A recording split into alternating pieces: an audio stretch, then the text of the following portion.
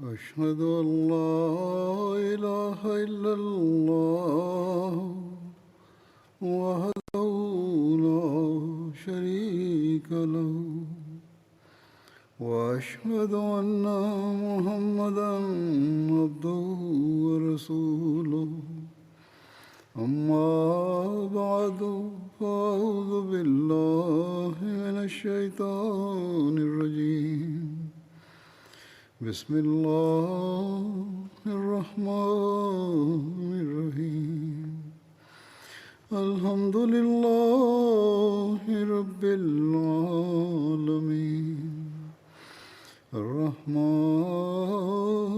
الرحيم مالك يوم الدين إياك نعبد وإياك نستعين اهدنا الصراط المستقيم صراط الذين أنعمت عليهم غير المغضوب عليهم ولا الضالين.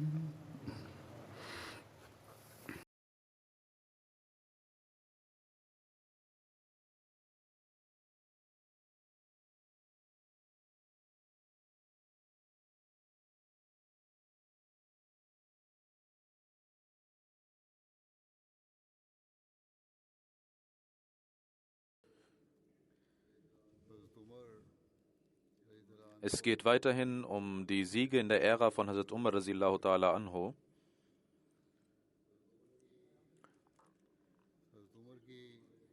Die Biografen von Hazrat Umar radiallahu ta'ala anhu, einer von den Biografen ist Allama Shibli Nomani. Er hat über die Siege und über die Errungenschaften von Hazrat Umar radiallahu ta'ala anhu und deren Hintergründe geschrieben, dass im Kopf eines Historikers sofort die Frage aufkommt, wie denn solche Wüstenaraber die Perser und die Römer besiegt haben konnten. Ist das eine Ausnahme in der Geschichte der Welt gewesen? Ist das etwas gewesen, was eine Besonderheit hatte? Was waren die Gründe und Hintergründe, dass dies passiert ist? Was ist mit Alexander dem Größten oder Genghis Khan? Kann man die Muslime mit ihnen vergleichen? Oder Hazrat Umar radiallahu ta'ala anhu? Wie weit hatte er einen Anteil an deren Praxis? Und er sagte, ich möchte gerne diese Fragen beantworten, aber als erstes ist es wichtig festzuhalten, dass das Ausmaß, wie groß das Ausmaß der Siege von Hazrat Umar radiallahu ta'ala anhu war. Die Fläche war über 220 Millionen Quadratkilometer groß, Quadratmeilen groß, und das war ungefähr das Ausmaß der Fläche, die von den Ländern, die besiegt wurden. Hazrat Umar radiallahu ta'ala anhu, diese Errungenschaften sind direkt mit ihm in Verbindung zu bringen. Es sind über 10 Länder, die erobert wurden. Dieser Hintergrund, den ich auch im Lichte dieses Historikers präsentieren werde, ist auch aus diesem Grund wichtig, weil um diese Siege zu verstehen, muss man auch diese Daten und Fakten kennen und diese Hintergründe kennen.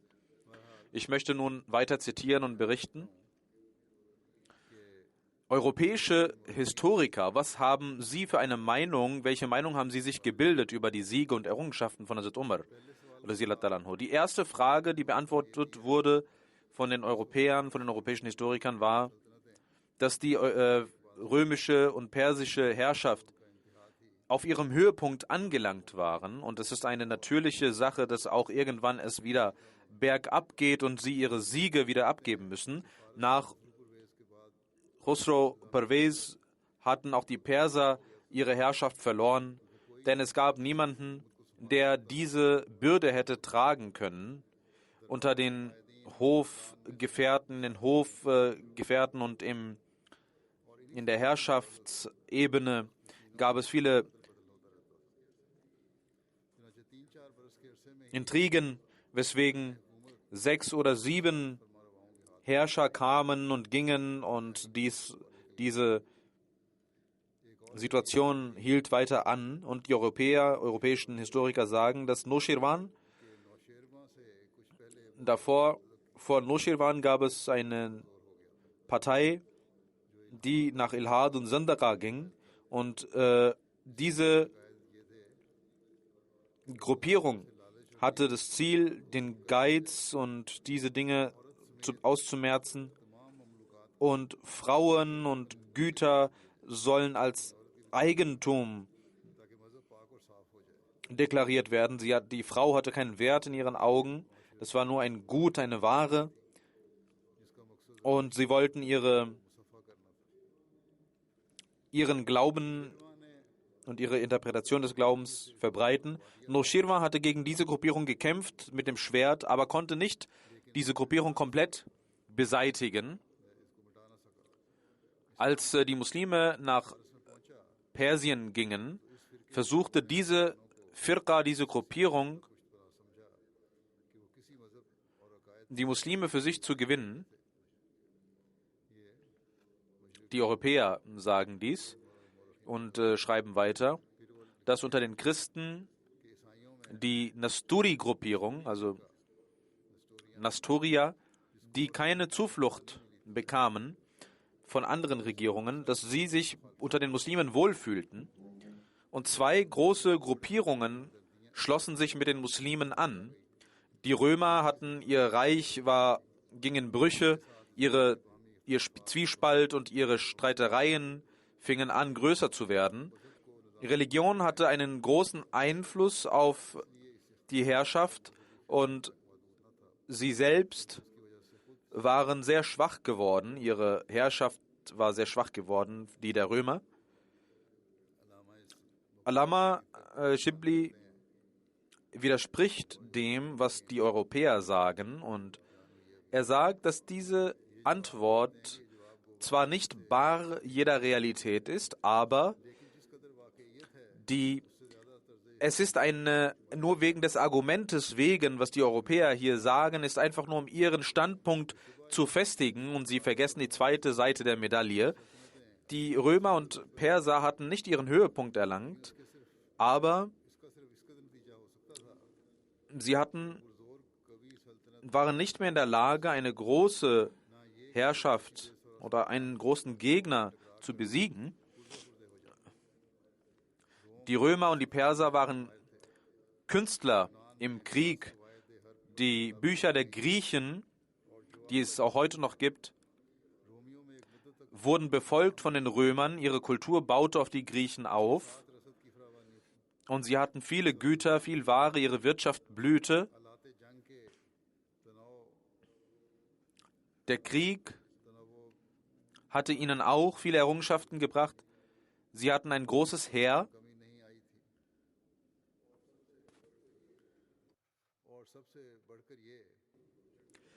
Und das Wichtigste, sie waren in ihren eigenen Ländern, in ihren Schlössern und wollten dort ihr Land verteidigen. Vor dem Angriff der Muslime hatte Khusrau Pervez in seiner Ära, was der Höhepunkt der persischen Herrschaft war, da griffen die Muslime die Perser an. Khusrau griff verschiedene Herrschaften an und ging bis nach Syrien. Er verteidigte die Gebiete in Scham, in Syrien von den Chinesen. Im Iran hatte Khusrau Pervez eine majestätische Herrschaft aufgebaut. Nach dem Tod von Khusrau Pervez dauerte es nur 3-4 Jahre, bis die Muslime kamen. In einer so kurzen Zeit hätte diese Herrschaft nicht verloren gehen können, beziehungsweise hätte nicht so schwach werden können nach ihrem Höhepunkt. Aber es gab auf jeden Fall Veränderungen. Die Ware, die Güter, die Wirtschaft blühte immer noch, das Heer war immer noch vorhanden. Das heißt, das Potenzial war immer noch da unter den Persern. Und als die Perser sich darum bemühten, hatten sie immer noch eine große Herrschaft. Es gab zwar die Gruppierung unter den Iranern, aber es gibt keinen Beweis dafür, dass die Muslime von den Nasturis oder von dieser Gruppierung im Iran Hilfe genommen hätten. Es gibt keinen Beweis dafür. Nasturi sind eine Gruppierung der Christen, die daran glauben, dass Jesus sowohl ein Mensch als auch Gott war, dass er in seinem Wesen beide Dinge hatte. Und die Europäer haben darüber wenig berichtet, was diese Gruppierung macht. Schaut auf die Araber. All die Heere, die beschäftigt waren mit den Römern und im Iran, sie waren nicht einmal 100.000 Mann groß. Sie hatten keine große Erfahrung im Kriegen. Es ist die erste Schlacht, bei der die Araber die Form der Tabia praktizierten. Das ist ein System im Heer, in welchem der König oder der Kommandeur in der Mitte der Soldaten steht und sie ordnet, und das nennt man die Ordnung der Tabia. Traud, Silla, das sind alles Typen das sind alles Rüstungen, Namen von Rüstungen, die vorhanden waren. Es waren Handschuhe, die man hatte, Rüstzeug aus Eisen, Schleier oder Socken, was zu den Iranern gehörte. Die Araber besaßen nur ein wenig davon. Es war nur eine kleine Rüstung, die sie hatten. Die Araber hatten nichts aus Eisen, sondern aus Leder hatten sie Rüstungen. Sie hatten Rüstungen aus Holz statt aus Eisen, obwohl die Araber sich damit nicht auskannten. Mit bestimmten Waffen, mit einer Waffe, die Gurse heißt, die man an dem Kopf des Feindes schlägt.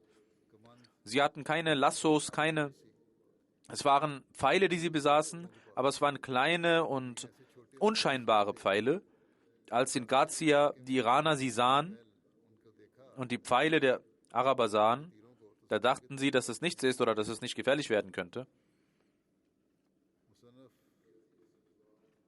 Der Historiker schreibt dazu, der muslimische Historiker Allama: In meinen Augen ist die Antwort dieser Frage einfach nur folgende. Die Muslime hatten den Eifer aufgrund ihres geliebten Meisters, des heiligen Propheten Muhammad sallallahu alaihi wasallam. Ihr Enthusiasmus, ihr Mut, ihre Tapferkeit war groß und Hazrat Umar radhiyallahu anhu hatte diese hervorgeholt. Und die Römer und die Perser konnten auch in der Zeit ihres Höhepunkts nicht gegen diesen Eifer vorgehen. Es gab aber auch andere Gründe, schreibt er, die nicht nur bei den Siegen, sondern auch bei der Etablierung der Herrschaft eine Rolle spielten. Es war die Wahrheit, die Ehrlichkeit der Muslime, es war ihre Gerechtigkeit. Dort, wo sie siegten, waren die Menschen, die dort vorhanden waren, beeindruckt von der Ehrlichkeit und von der Gerechtigkeit der Muslime. Trotz ihres verschiedenen Glaubens wollten sie, dass die Muslime dort bleiben und herrschen über sie. In Kirkuk, als die Muslime aus Syrien herausgingen, die christliche Bevölkerung sagte, möge Gott euch wieder zurückholen in diesem Land. Die Juden baten die Muslime und sagten, wenn ihr hier seid, wenn wir hier sind, werden die Römer euch nichts antun können. Die Römer kämpften mit ihrem Heer, mit ihren Gütern, aber ihre Bevölkerung stand nicht hinter ihnen. Als die Muslime kämpften, stand die Bevölkerung hinter ihnen und es gab kein Hindernis. Es gab kein Hindernis in der Bevölkerung der Muslime. Im Iran gab es aber eine andere Situation. Es gab viele große Fürsten unter der Herrschaft, die über große Länder regierten. Sie kämpften für sich selbst. Sie waren Menschen, die für sich selbst kämpften. Das war der Grund, weswegen in Persien die Muslime auch kämpften mussten und die Bevölkerung aber sich den Muslimen anschloss. Und nach dem Sieg empfingen die Muslime Hilfe von der Bevölkerung. Ein weiterer Grund dafür, dass die Muslime siegten, war, dass die Muslime in Syrien und Irak gewannen. Und dort waren viele Araber vorhanden, die dort lebten. In Syrien, in Damaskus, gab es die Kassani-Familie, die regierte.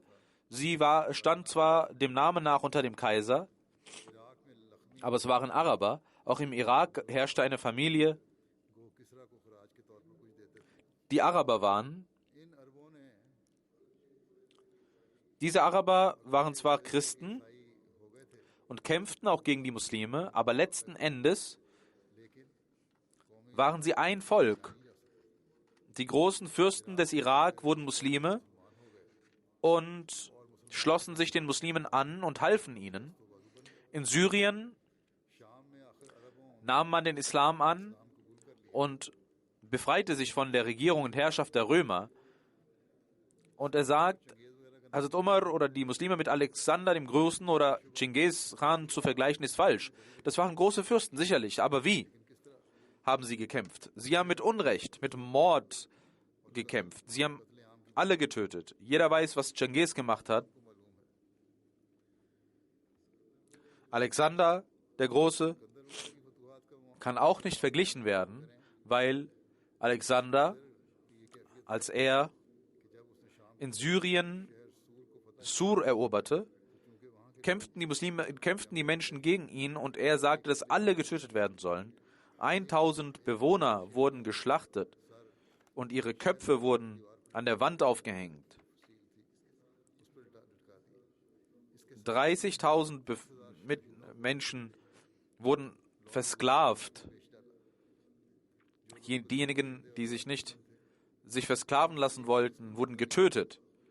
Genauso in Persien, als Istachar, eine große Stadt von Persien, erobert wurde, wurden alle Männer getötet. Und es gibt viele weitere Unrechtstaten, die Alexander getan hat. Und die islamische Praxis, die islamische Eroberung kann nicht mit diesen verglichen werden. Es ist im Allgemeinen bekannt, dass durch Unrecht man seine Macht verliert. Und das ist richtig. Denn Unrecht bleibt nicht übrig. Alexander und Genghis verloren ihre Herrschaft und sie konnten nicht lange regieren. Aber um sofort zu gewinnen, haben sie Unrecht getan, weswegen das ganze Land verloren geht und in ihre Hände geht und viele Menschen sterben. Und es herrscht kein Unfrieden, weil Menschen einfach getötet werden. Das ist der Grund, weswegen Genghis, Nadir Shah, Temur, Bukhtar-Nasr, alle großen Fürsten und Eroberer auch Unrechttuende waren. Aber Hazrat Umar radhiyallahu ta'ala anhu hat niemals die Gerechtigkeit beiseite gelegt. Er hat nicht allgemein töten lassen. Er hat nicht einmal Bäume abreißen lassen. Er hat Alten und Kindern nichts angetan. Außer während der Schlacht durfte niemand getötet werden. Es war nicht erlaubt, irgendjemanden außerhalb der Schlacht zu töten. Es durfte nicht gegen die Eide vorgegangen werden. Man musste einhalten, was man versprochen hatte. Und es wurde gesagt, wenn die Feinde gegen euch kämpfen, dann sollt ihr sie nicht betrügen. Ihr sollt Leichen nicht schänden. Ihr sollt keine Kinder töten. Diejenigen, die rebellisch waren, die einmal gehorchten und dann rebellisch waren, man konnte ihnen wieder vergeben, indem man ein Versprechen von ihnen nahm. Als die Menschen von Arbasus 3-mal rebellisch wurden, das ist eine Stadt an der Grenze von Syrien, bei Kuchak. Und was tat man nach dieser 3-maligen Rebellion? Man vertrieb sie einfach des Landes. Aber man gab ihnen auch ihr Vermögen und das, was ihnen gehörte. Man gab ihnen Geld dafür. Er sagt, wenn in Khaybar die Juden vertrieben wurden, dann wurde ihnen auch ihr Vermögen zurückgegeben. Und es wurde beordert, dass die Menschen, wenn sie dort vorbeigehen, dass ihnen geholfen werden soll. Und wenn sie in einer Stadt wohnen, dann soll man 1 Jahr lang keine Jizya von ihnen nehmen. Dann schreibt er weiter, diejenigen, die versuchen zu beantworten, wie Hazrat Umar erobert hatte und sagen, dass auch andere Fürsten vorhanden waren, die so agiert haben, denen sollte man zeigen, dass diese Waffen, diese Umstände und diese Vergebung niemals gefunden werden kann in der Welt. Alexander und Chingis waren überall mit beteiligt und waren selbst Fürsten und Ritter, weswegen das Heer einen großen Fürsten immer vor Augen hatte und das Heer immer stark blieb und sie immer ihrem Herrn folgen wollten. Hazrat Umar Radhiyallahu anhu hingegen, während seiner Ära des Khilafats, ging nicht ein einziges Mal in eine Schlacht selbst. Er schickte seine Heere, aber er ging nicht selbst hinein. Hazrat Umar gab die Befehle. Und ein weiterer Unterschied ist, dass Alexander etc., dass ihre Eroberungen vergleichbar mit einem Starkregen ist. Er kommt und geht. Es gab keine Ordnung im Land. Es gab nichts, was etabliert wurde. Auf der anderen Seite, die Eroberungen von Hazrat Umar radhiyallahu anhu waren so regelmäßig und so geordnet, dass bis heute die Muslime dort regieren. Und Hazrat Umar radhiyallahu anhu selbst die Ordnung schaffte in seiner eigenen Ära.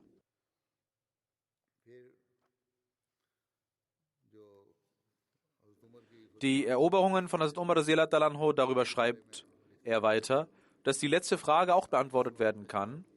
Die Allgemeinheit sagt, dass die Siege nicht vom Kalifen beeinflusst waren, sondern aufgrund des Eifers der Muslime passierten. Das ist eine Frage, die gestellt wird. Aber er sagt, das ist nicht richtig in meinen Augen. Das, was gesagt wird, dass der Kalif keine Rolle gespielt hat. Auch während der Ära gab es diese Muslime. Während der Ära von Hazrat Usman und Hazrat Ali. Aber warum hörte der Eifer auf? Diese Dinge können nur dann zum Ausdruck gebracht werden, wenn auch der Führer entsprechend diese herauskristallisiert. Und man sieht, dass das gesamte Heer Hazrat Umar radhiyallahu anhu so folgte wie ein Roboter. Und Hazrat Umar radhiyallahu anhu mit seiner Strategie und seinem Scharfsinn, die das Heer leitete. Hazrat Umar radhiyallahu anhu hat das Heer trainiert. Er hat gezeigt, wie man die Pferde führt. Er hat die Strategien für die Kriegskunst mitgestaltet. Er hat geordnet, wie Offiziere auserwählt werden sollen. Er hat sie selbst ausgewählt. Er hat die Waffen ausgewählt. Und weitere strategische Dinge hat er selbst erfunden und mit einem Eifer diese befolgen lassen. Das war eine Besonderheit von Hazrat Umar radhiyallahu anhu.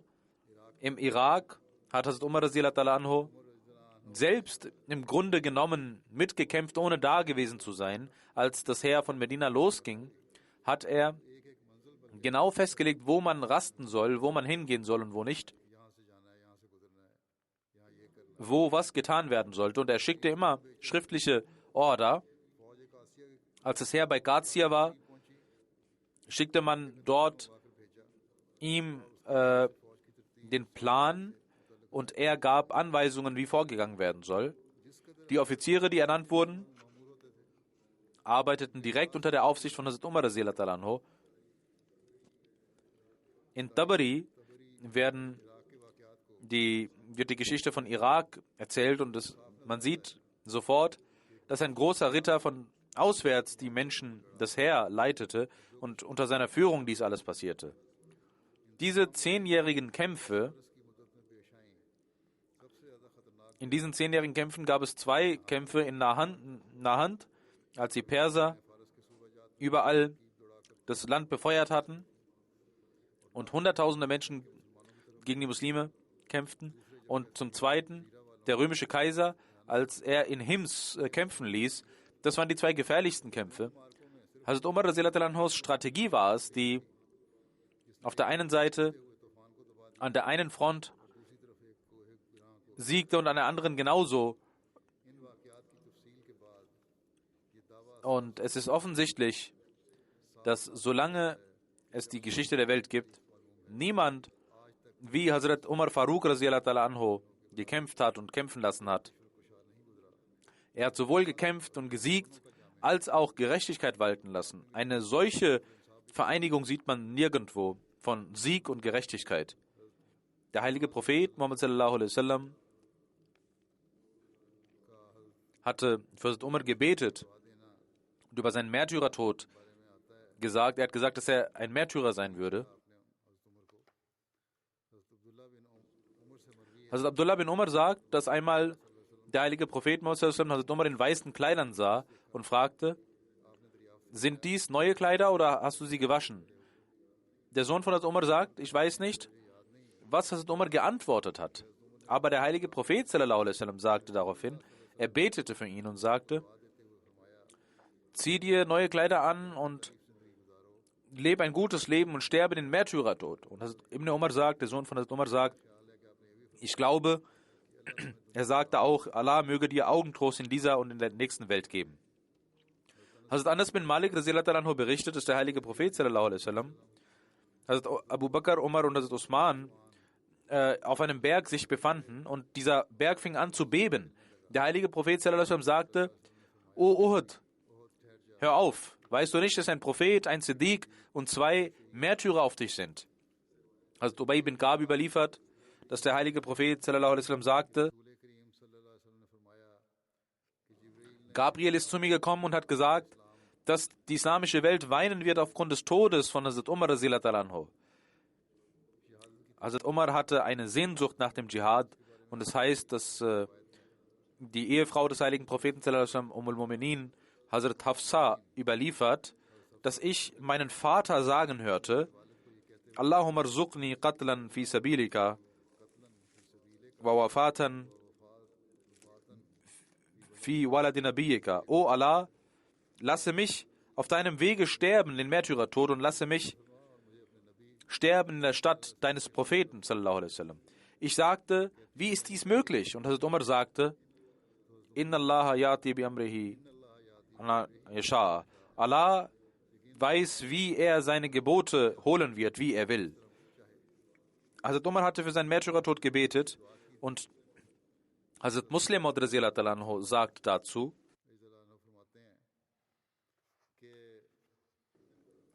Wie nah war Hazrat Umar Allah? Der heilige Prophet sallallahu alaihi wasallam sagte: Wenn es nach mir einen Propheten gäbe, dann wäre es Umar gewesen. Was heißt nach mir? Nach mir heißt direkt nach mir. Das heißt, der heilige Prophet sallallahu alaihi wasallam erachtete ihn als einen Empfänger der Offenbarung des Prophetentums. Wenn es in dieser Ära einen Menschen gäbe, der nicht nur Shahid, sondern ein Prophet gewesen wäre, dann wäre es Umar gewesen. Direkt nach ihm, unmittelbar nach ihm. Jener Umar radiallahu anhu, dessen Opferbereitschaft auch die Europäer verwundert. Und die Europäer sagen, dass es wenige Menschen gibt, die so selbstlos gedient haben.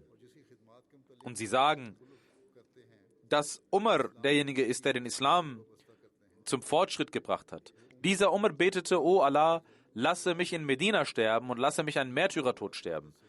Also Muslim radiallahu anhu sagt, dass Umar dieses Gebet aufgrund seiner Liebe sagte und sprach, obwohl dieses Gebet sehr gefährlich war.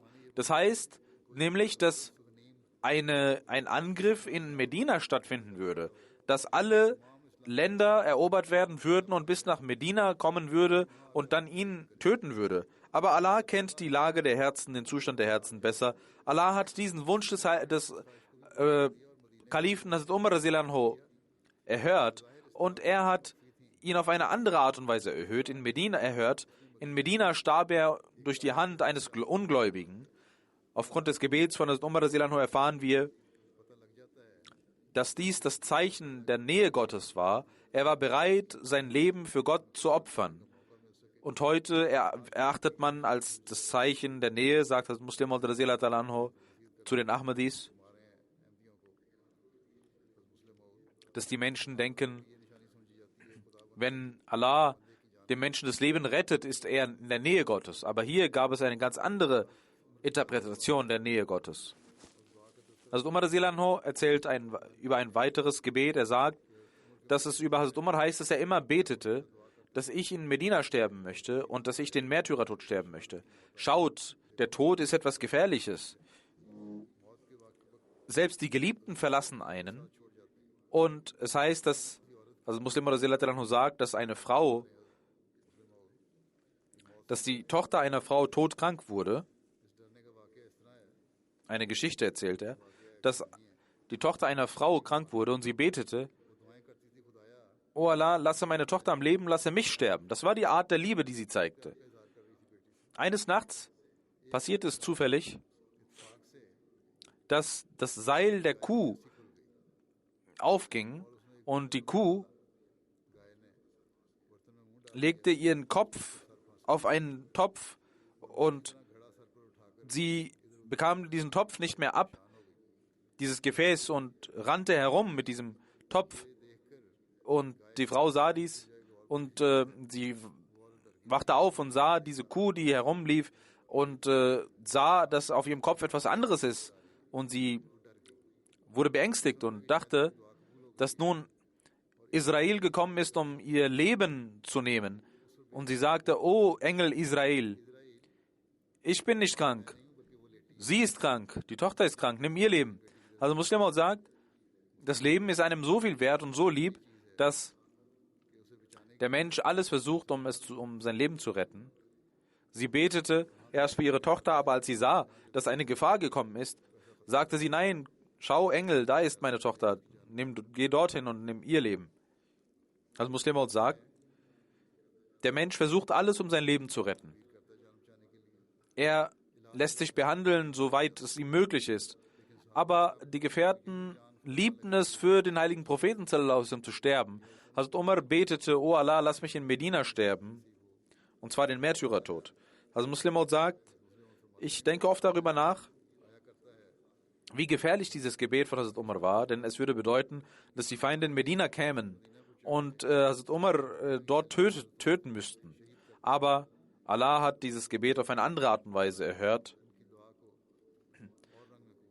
Ein Mensch, der als Muslim galt, er tötete ihn. Es wird gesagt, dass er ein Ungläubiger war, aber es heißt auch, dass er wohl ein Muslim war oder sich selbst als Muslim bezeichnete. In der Regel heißt es aber, dass er ein Ungläubiger war. Und also Muslim hat einmal gesagt, dass er ein Ungläubiger war, und einmal hat er gesagt, dass er sich selbst als Muslim bezeichnete. Das heißt, Muslim hatte auch nicht die Ansicht, dass er ein Muslim war. Muslim selbst sagt, einige Menschen sagen, dass er ein Muslim war, andere sagen, dass er nicht war. Er war auf jeden Fall ein Sklave, der durch Gott beauftragt wurde, dieses Gebet von Umar zu erfüllen, und er starb den Märtyrertod. In einer Khutbah hat Muslim dieses Ereignis zitiert und genannt.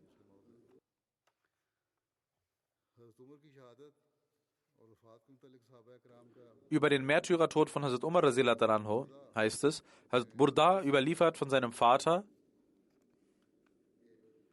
dass Hazrat Auf bin Malik einmal einen Traum sah, dass die Menschen in einem Feld versammelt sind und eine Person ist um 3 Hände größer als andere. Und ich fragte, wer ist das? Man sagte, das ist Umar bin Khattab. Ich fragte, warum ist er länger als andere? Und man antwortete, er hat 3 Eigenschaften, die andere nicht haben, oder 3 besondere Eigenschaften. Er hat keine Furcht vor demjenigen, der irgendetwas machen will, und er wird den Märtyrertod sterben, und er ist der Kalif, der von Gott zum Kalifen genannt wurde. Hazrat Auf hörte dies und ging zu Hazrat Abu Bakr und sagte ihm dies. Und Hazrat Abu Bakr ließ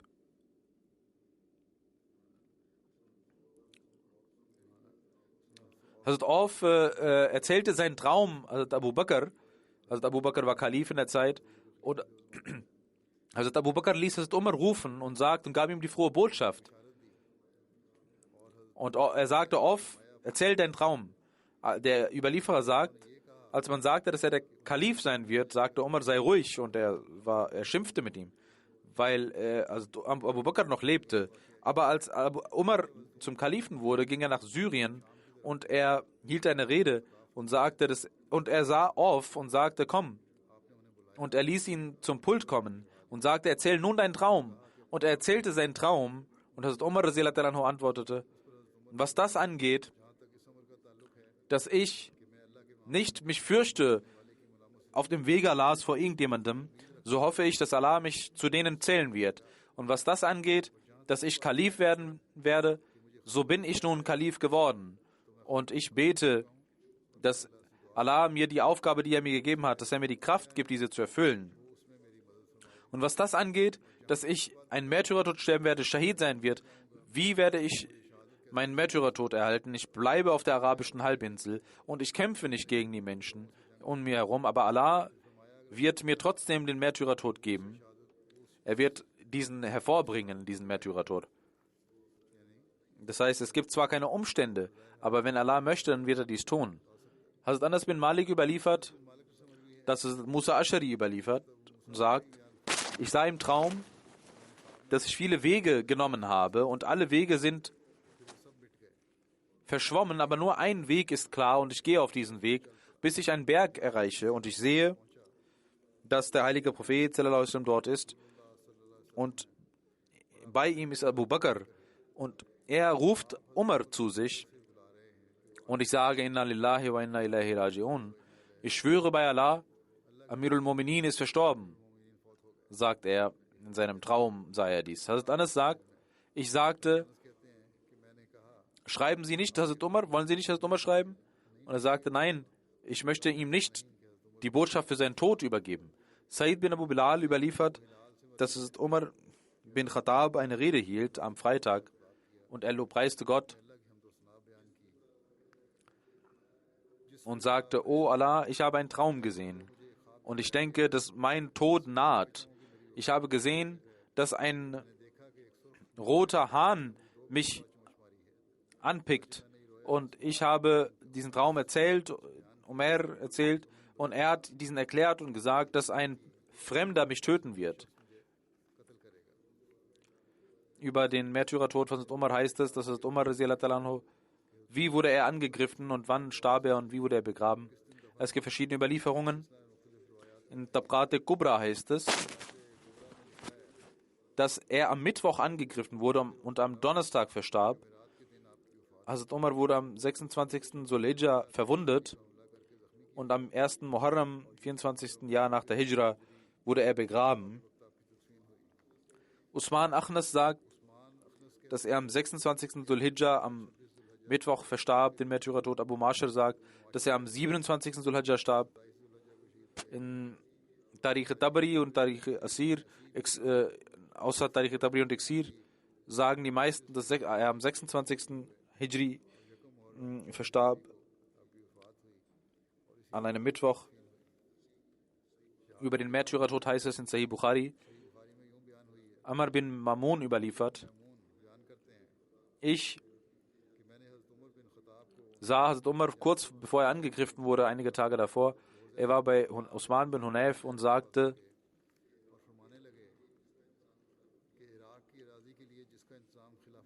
was habt ihr für Irak gemacht? Muss ich befürchten, dass ihr dort eine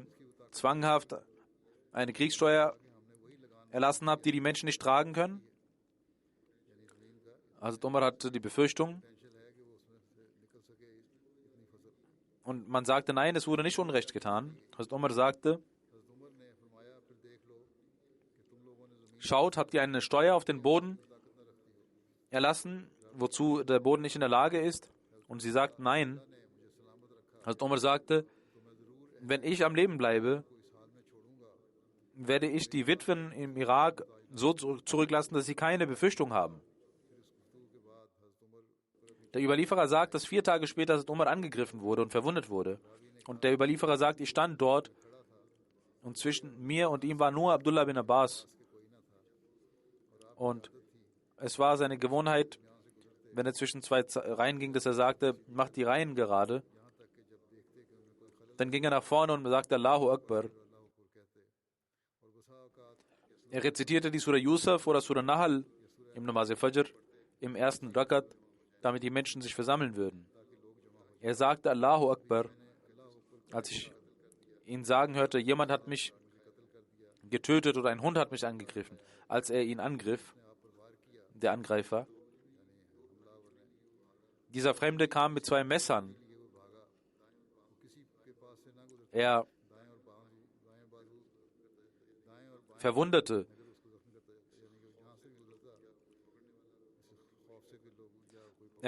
alle, die ihn aufhalten wollten, und verwundete viele Menschen. Bis er 13 Menschen verwundete, 7 starben unter den Muslimen. Als jemand sah, dass dies passiert, heißt es in Bukhari, dass er einen Mantel, mit dem man den Kopf auch bedeckt, mit Kapuze, ein großer Mantel, mit einer Mütze. Das ist eine große Mütze, dass man das auf ihn warf. Als er wusste, dass er gefangen wurde, tötete er sich selbst. Hazrat Umar nahm die Hand von auf und sagte, er soll das Gebet leiten. Und die Menschen sahen dies, was ich auch gesehen habe, sagte der Überlieferer. Und die Menschen um die Moschee herum wussten nicht, was passiert war. Und sie sagten, Subhanallah, Subhanallah. Und Abdurrahman bin Auf machte das Namas kurz. Als man gebetet hatte, sagte Umar, Ibn Abbas, schau, wer hat mich angegriffen? Ibn Abbas schaute herum und sagte, dass der Sklave von Murida sie angegriffen hat. Und Hazrat Umar fragte, der Handwerker? Und er sagte, ja, richtig. Hazrat Umar sagte, möge Gott ihn zerstören. Ich hatte ihn gut behandeln lassen. Wie schön, dass Allah mich nicht durch einen Menschen töten ließ, der ein Muslim war. Also hier wird auch erwiesen, dass er kein Muslim war. Und er sagte, O Ibn Abbas, du und dein Vater wünschten sich, dass viele Sklaven hier in Medina leben. Und Hazrat Abbas hatte die meisten Sklaven. Also Ibn Abbas sagte, wenn sie möchten, werde ich tun, was sie sagen. Sollen wir alle Sklaven töten in Medina? Und Umar sagte, nein, das ist nicht richtig. Vor allem, weil sie mit euch reden in eurer Sprache und sie beten das Gebet mit euch und sie machen die Hajj mit euch. Es gab viele Sklaven, die auch Muslim wurden. Dann sagt der Überlieferer, wir nahmen Hazrat Umar mit nach Hause, zu ihm nach Hause, und wir gingen mit ihm ins Haus. Und es war so, als ob ein solcher Tag nie gekommen wäre auf die Muslime. Einige sagten, er wird überleben, andere sagten, er wird sterben. Er nahm ein Getränk, was wieder ausgeschieden wurde, dann wurde ihm Milch gegeben. Er trank, aber durch die Wunde hindurch kam die Milch heraus und die Menschen wussten, dass er nun sterben wird. Amr bin Mamun sagt, wir gingen zu ihm und auch andere kamen da. Und ein junger Mann kam und sagte, Amirul Mu'minin, seien Sie glücklich über die frohe Botschaft Allahs, die Sie aufgrund dessen, dass Sie ein Gefährte des heiligen Propheten waren, bekommen haben und dass Sie einer der ersten Muslime waren und Sie wissen dies. Dann wurden Sie zum Kalifen ernannt und Sie haben Gerechtigkeit walten lassen und jetzt haben Sie den Märtyrertod bekommen. Hazrat Umar sagte, es ist mein Wunsch, dass dies so bleibt, dass ich nicht geprüft werde, dass ich auch keinen Lohn bekäme. Und sein Gewand berührte den Boden und Hazrat Umar sagte, hol ihn zurück. Und er wurde zurückgeholt. Er sagte, O Neffe, lass deine Kleider nicht den Boden berühren. Das ist besser, denn dein Kleid wird länger verwendbar sein und auch Gott wird damit zufrieden sein. Das war ein Zeichen des Hochmuts, lange Kleider anzuziehen, weil man damit angeben wollte, dass man viel Geld besitzt. Und Hazrat Umar sagte, es ist besser, weil es der Hochmut entgegenwirkt. Dann fragte er Talha, wie viel schulde ich? Und er sagte 86.000 Dirham. Hazrat Umar sagte, lass das durch mein Vermögen zahlen und Umar bin Adi und dann die Quraysh, wenn das nicht erfüllt wird. Lass diesen Kredit zurückzahlen. Geh zu Hazrat Aisha al-Mu'minin und sag ihr, dass Umar sie grüßt und Salam sagt. Und sag nicht Amirul Mu'minin, denn ich bin heute nicht mehr Amirul Mu'minin. Sag ihr, Umar bin Khattab bittet um Erlaubnis, dass er mit seinen 2 Gefährten begraben wird. In Bukhari heißt es, dass Hazrat Umar das sagte, als er wusste, dass er sterben wird. Und Hazrat Aisha radiallahu anha sollte nicht davor fürchten, dass Amirul Mu'minin dies gesagt hat. Abdullah sagte Salam und wollte hineinkommen. Er ging hinein und sah, dass Hazrat Aisha weinte. Hazrat Abdullah sagte, Umar bin Khattab sagt Salam und möchte mit seinen 2 Gefährten begraben werden, wenn sie dies erlauben. Hazrat Aisha sagte, ich dachte, dass ich dort begraben werden wird, aber ich werde ihm den Vorzug über mir selbst geben. Und er kam zurück und Hazrat Umar wurde gesagt, Abdullah ist zurückgekommen und ein Mensch, er sagte, stützt mich auf, und er stützte sich auf und er sagte, welche Nachricht hast du gebracht? Abdullah sagte, Amirul Mu'minin, das, was sie gewünscht haben. Hazrat Aisha hat ihnen erlaubt, dort begraben zu werden. Er sagte, Alhamdulillah, was möchte ich mehr? Das war meine größte Sorge. Wenn ich sterbe, dann nehmt mich mit und sagt wieder Salam und sagt, dass Umar bin Khattab um Erlaubnis bittet. Wenn sie mir erlaubt, dann begrabt mich neben dem heiligen Propheten sallallahu alaihi wasallam. Wenn nicht, dann begrabt mich in den Friedhof der Muslime. Dann kam Hazrat Hafsa, al-Mu'minin und auch andere Frauen. Wir sahen sie und gingen weg. Sie ging zu ihm hinein und weinte. Als einige Männer hineinkommen wollten, ging sie hinein und wir hörten, dass sie weinte. Die Menschen sagten, Amir al-Mu'minin, geben Sie uns ein Erbe, geben Sie uns ein Testament. Und Umar sagte, ich sehe nur die folgenden Menschen für Khilafat, die gebührend ein Kalif sein können, dass der heilige Prophet mit ihnen zufrieden war. Er nannte Ali, Usman, Zubair, Talha, Saad und Abdurrahman bin Auf und sagte, Abdullah bin Umar wird mit euch sein, aber er wird nicht ein Recht auf das Khalifenamt haben, der Sohn von Hazrat Umar. Wenn Saad der Kalif ist, soll er Kalif sein. Sonst derjenige, der Amir wird, soll Saad um Hilfe bitten. Ich hatte ihn nicht suspendiert, weil er es nicht tun kann, noch weil er Unrecht getan hat. Ich sage dem Kalifen, der nach mir kommen wird, dass er die Muhajirin ihre Rechte anerkennen soll und sie respektieren soll, diejenigen, die in Medina waren, die Ansar ebenso, die ersten Muslime waren, diejenigen, die Gutes tun, denen soll dies vergolten werden, angenommen werden. Und wer von ihnen etwas Falsches tut, dem soll vergeben werden. Und ich sage, dass ihr dem nächsten Kalifen, dass er die Bewohner der Stadt gut behandeln soll, denn er ist der Hüter des Islams. Und er ist derjenige, durch den die Feinde Angst haben. Es soll nur genommen werden, was nötig ist. Und ich sage, dass ihr die Beduinen gut behandeln soll.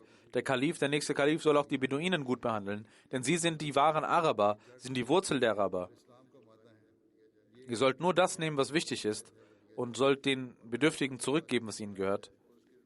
Und ich sage in meinem Testament, dass er Gott und dem Propheten folgen soll. Er soll die Gebote Gottes des Propheten befolgen und sie beschützen und dafür kämpfen und soll nicht mehr Last auf die Menschen übertragen, wie sie tragen können. Dann verstarb er und wir fingen an, zu Fuß zu laufen. Und Abdullah bin Umar sagte zu Aisha Assalamu alaikum und sagte, Umar bin Khattab bittet um Erlaubnis. Und sie sagte, hol ihn hinein. Er wurde hineingeholt. Und dort mit seinen beiden Gefährten wurde sein Leichnam gelegt. Also dem heiligen Propheten unter Abu Bakr. Und dann hat die Männer, die Hazrat Umar ausgewählt hatte, kamen hinein, damit man den Kalifen wählen konnte. Und dann wurde der Kalif gewählt. Darüber wird es inshallah das nächste Mal weitergehen und ich werde weiter berichten. Heute findet auch die Jalsa Salana in Deutschland statt und beginnt heute. Möge Allah diese segensreich machen lassen. Möge Allah den deutschen Ahmadis die Kraft geben, davon zu profitieren. Das ist eine zweitägige Jalsa Salana. Morgen Abend werde ich auch in der Abschlussansprache sprechen und werde zu der Jalsa sprechen. Und das wird durch MTA übertragen werden um 15:30 Uhr englischer Zeit. Die Jalsa Salana, die in Deutschland seit heute stattfindet, wird für die deutschen Ahmadis auch per Livestream gesendet. Die deutschen Ahmadis können dieser folgen und sie sollten versuchen, davon zu profitieren. Nach dem Gebet werde ich 2 Janaza Raib verrichten. Auch das werde ich kurz erwähnen. Das erste Janaza ist von Kamruddin Sahib, Murabbi Silsila, Indonesien. Er ist in den letzten Tagen verstorben, im Alter von 65 Jahren, in Allahi wa inna ilaihi raji'un. 1972 hat er im Alter von 15 Jahren Bai'at gemacht und dann sein Leben in der Jamaat gewidmet. Dann ging er nach Pakistan. Am 30. Juni 1986 machte er seinen Shahid-Abschluss und im Juli 1986 wurde er als Muballigh eingesetzt.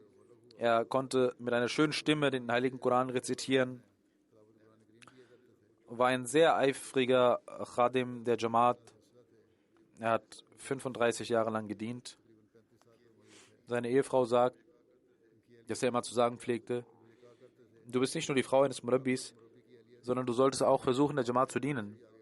Dein Gehorsam zum Khilafat sollte vorbildlich sein. Und sie sagt, dass sein Gehorsam zum Khilafat sehr vorbildlich war. Er respektierte die Älteren und die Jüngeren und zeigte seine Liebe zur Jamaat und sagte, er mahnte auch andere, treu zu sein und der Jamaat zu dienen. Wann immer er einen Nicht-Ahmadi traf, machte er Tabligh. Voller Liebe sprach er zu den Menschen, dass auch andere sehr glücklich wurden. Auch in der Krankheit stand er 1-2 Stunden vor dem Fajr auf und machte das Tahajjud, rezitierte den Heiligen Koran. Und solange es ging, ging er zu Fuß in die Moschee. Sein Sohn ist Murabbi Silsila und Lehrer in der Jamia Ahmadiyya, Indonesien, Umar Farooq Sahib. Er sagte, dass er stets den Heiligen Koran rezitierte, wenn er zu Hause war oder draußen spazierte. Er hat auch viele Bücher des Verheißten Messias übersetzt und Korrektur gelesen, die Übersetzungen. Vor allem, wenn er übersetzte, las er die Qasida des Verheißten Messias al-Islam und erzählte über die Liebe zum heiligen Propheten sallallahu alaihi wasallam und weinte immer darüber. Und er sagte, er erzählte mir glaubensstärkende Ereignisse von Ahmadis und sein jüngerer Sohn sagt, Zafrullah Khan, dass er ein sehr mutiger, tapferer Mann war, ein einfaches Leben führte und Einfachheit und Bescheidenheit immer zeigte. Möge Allah ihm vergeben, Barmherzigkeit erweisen, seine Ränge erhöhen. Das zweite Janaza ist von Sabia Harun Sahiba, die Frau von Sultan Harun Khan Sahib, der verstorben ist. Sie ist in den letzten Tagen im Alter von 73 Jahren verstorben in Allahi wa inna ilaihi raji'un.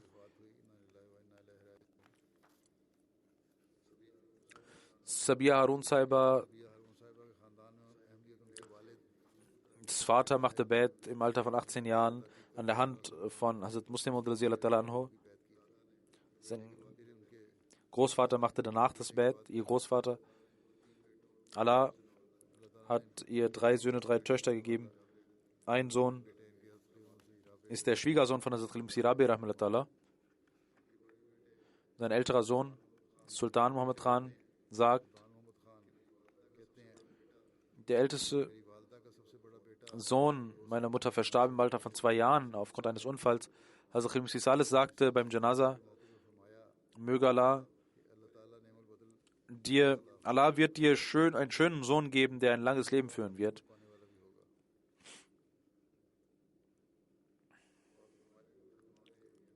Und sagte zu Sultan, ich sehe, dass er jung mit dir sein wird und mit dir stehen wird. Ihr Sohn, Sultan Khan, sagt, ich bin glückselig, dass ich von der Kindheit an viel Zeit mit meiner Mutter verbracht habe. Sie war eine liebevolle Frau und Mutter, die immer vergab und nie Schlechtes sprach über jemanden. Die Tochter Mahmuda Sultana sagt, Meine Mutter war eine ruhige, einfache Frau, liebte die Jamaat und das Khilafat. Und es war ein Höhepunkt der Liebe, die sie pflegte zum Khilafat. Und auch andere ermahnte sie dazu. Und ihre Gastfreundschaft war so berühmt. Und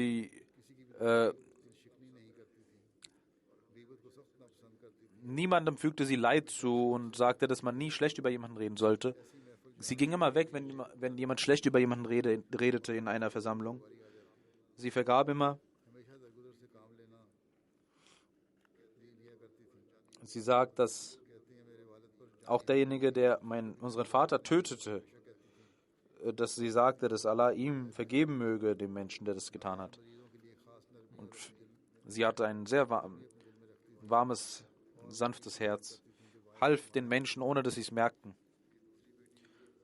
Die zweite Tochter, Wajia Saiba, sagt, dass sie eine einfache, ruhige Frau war, immer Sadqa zahlte, immer Menschen diente, finanziell half, ohne darüber zu sprechen. Sie wollte nicht dafür sprechen. Möge Allah ihr vergeben und Barmherzigkeit erweisen und auch ihren Kindern die Kraft geben, ihre Wohltaten fortzuführen. Amen. Alhamdulillah, nahmaduhu wa nasta'inuhu wa nastaghfiruhu wa nu'minu bihi wa natawakkalu alayhi wa na'udhu billahi min shururi anfusina wa min sayyiati a'malina. من يهده الله فلا مضل له ومن يضلله فلا هادي له ونشهد أن لا إله إلا الله ونشهد أن محمدا عبده ورسوله عباد الله رحمكم الله إن الله يأمر بالعدل والإحسان وإيتاء ذي القربى وينهى عن الفحشاء والمنكر والبغي يعظكم لعلكم تذكرون اذكروا الله يذكركم وادعوه يستجب لكم ولذكر الله أكبر.